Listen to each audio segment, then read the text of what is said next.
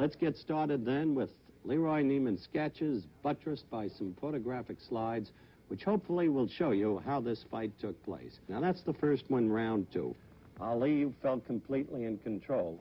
Right. My plan that night was mainly to go the 15 because I knew how rough Frazier was. I saw how much stamina he had in his previous fight. So my goal was to go 15, even if it meant fight mostly flat-footed like I did, and win mostly on points.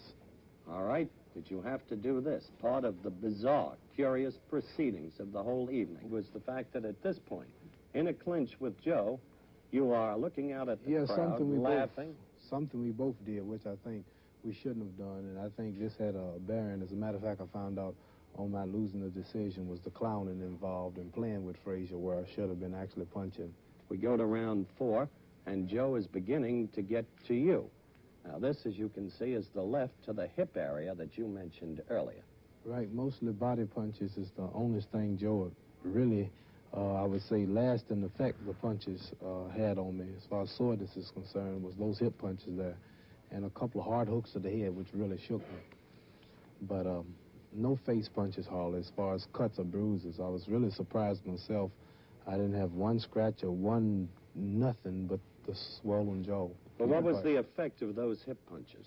Well, they hurt the minute they landed, but after 2 or 3 seconds, the pain would leave. But the next morning, I could barely walk because of those hip punches. Real hard, right on the hip, bust a bone right there.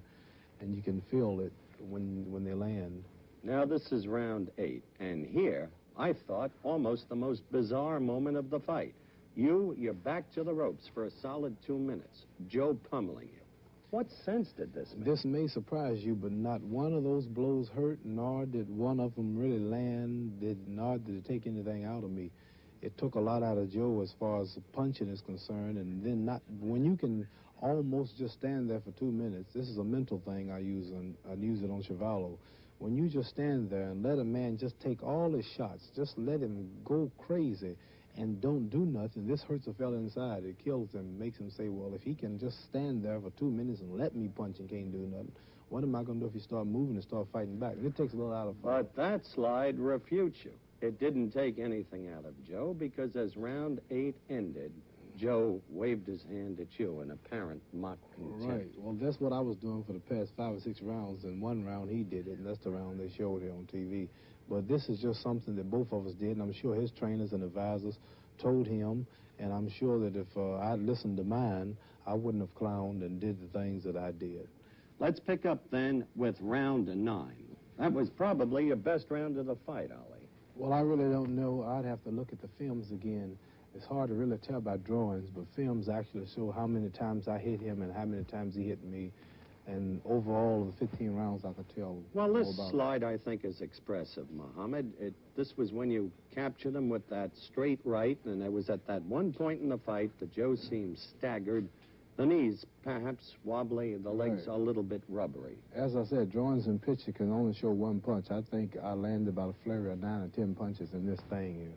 Well, the consensus was that you won this round from all 3 officials. Then, of course, we came up to the next round, round 10, and Ali was still basically on his toes and doing pretty well. Do you remember that round? Yes, I think I was doing pretty well up until the time I found myself Up until then. That was right, round 11. Then in the time I got knocked down, those are the 2 rounds that I know I'd lost. But we must dwell on this, because that curious scene spoke for itself. In the corner again, in your curious fashion, and the right arm, on the rope strand. Why? Because it was that left that made you wobble all about the ring. You waffled about the ring. Oh, I got tagged. I can't say. That was the hard. I couldn't say not.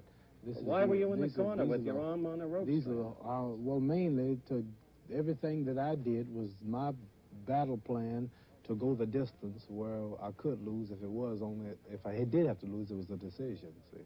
So Isn't that an admission that you went in kind of with defeat staring you in your face? I'm sure that by the actual punches landed, there's nothing to protest about, nor am I now. But as far as the actual punches landed, and for the whole 15 rounds, Before I was knocked down, I know I was ahead. Well, that, of course, is your opinion. My opinion, right. That's the all overwhelming majority of the disagree judges, right. But I was the one in there feeling them and doing the hitting. So as far as I'm concerned, as far as on points, I was ahead until I got knocked down. Now, we've just been watching the sequence that ensued that blow in the 11th. You almost went down, but didn't. Right. From that time on, regardless of your protestations, you must admit that you were not the fighter you had been in the earlier going. Well, natural, after getting tagged, I was more careful. It wasn't that like in the early going, I was out mostly after him, but I was mostly on the retreat and being extra cautious because after getting tagged once, it's easier to go the second time. So I was mostly being cautious. I can't take nothing from Joe Frazier. He's a heck of a fighter and the hardest punch I've ever met. All right, let's go to the 15th round. Again, the big punch. There was another surprising left hook. I didn't see it coming or nothing. You didn't see it coming? Didn't even see that one coming, no. He tagged me. Down you went. Let's watch the sequence of it. The blow has just been landed, and you begin to go down. Did you have any thought? Was it possible to even think at the moment, or were your senses totally dull? Well, you have a numb feeling. It's not pain. It's just a jar, like a stun. And the next thing you know, you hear the man saying 1, 2, and 3, I was up. But I was conscious that I was down, I was in a fight, and I just got tagged. I was conscious it was the last round. I didn't remember the punch coming, nor did I feel any pain, but I knew I had to get up. You went down in style, and Frazier and Durham rejoiced.